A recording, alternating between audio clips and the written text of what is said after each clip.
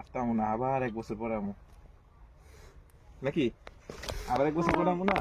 আমি তো 25 দিন থাকতাম, বুঝছো? আমি এখানে থাকতাম, তুমি গেলে আমিও থাকতাম।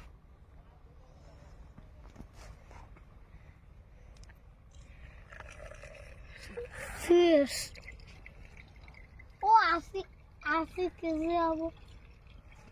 সরো সামনেতে 80 কেজি।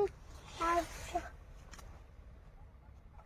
মালিকরা দেখছে ফেলে লুক কি হোক, আমাকে পিটাইব না?